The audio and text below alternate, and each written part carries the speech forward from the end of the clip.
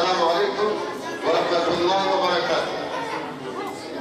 Şimdi sevgili Kur'an kursu öğrencileri, Kur'an-ı Kerim'i öğrenmek için kursa gelen çoğu değerli kardeşlerim, şimdi öncelikle Allah'a hamd ediyoruz.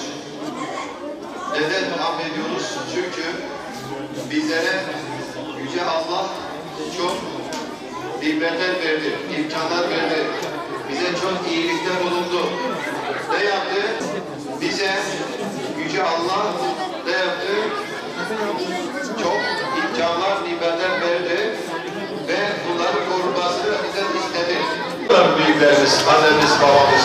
Bunlar doğru. Güzel. Peki bakınız. Bunu geçelim. Söyleyin, tamam mı? Şimdi geldik. Gençler, ikinci bir konuya geliyor. Nedir bu?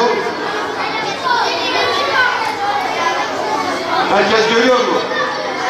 Herkes. Görüyor mu? Herkesin bakınız. Diyor ki, kontrolsüzce aşırı kullanma isteğinin önüne geçilemeyen, sürekli tablette bilgisayara bakmak istiyorsan, ona engel olamıyorsan sen ne olmuşsun? Bağımlı olmuşsun. Tablettir, televizyondur, internettir, bilgisayardır. Yerleri kim yarattı? Allah yarattı. Peki bizi kim yarattı? Bize göz veren Allah'tır. Kulak veren Allah'tır. Ayak veren Allah vermiş ya, şöyle değil mi? Ve bize bunları veren Allah da ne diyor? Bunlara zarar gelmesin diyor. Bunları koruyun diyor. Çevreye zarar vermeyin diyor. Şükrederiz. İşte bütün bunları Allah vermiş ama gençler, Ekber'in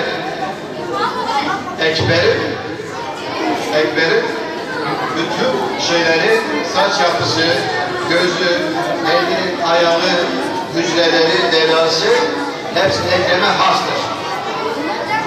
Kimse kim değildir Ekrem. Sen özelsin. Allah'ın bir ayetidir. Bakınız hepiniz öylesiniz. Oturabilirsiniz. Şimdi onun için Kur'an-ı Kerim diyor ki, bakınız biz vermez misin?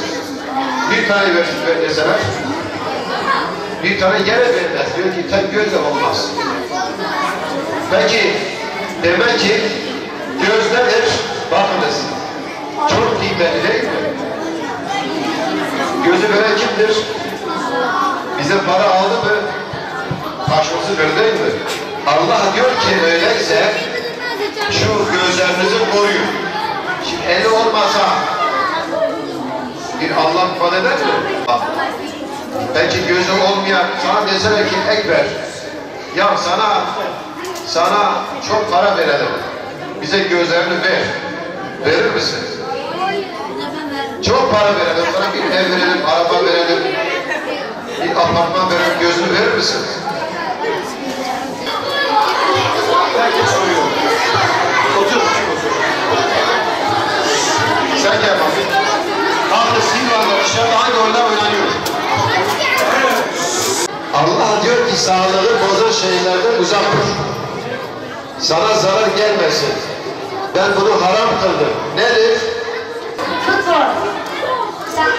Futbol. Top oynuyoruz değil mi?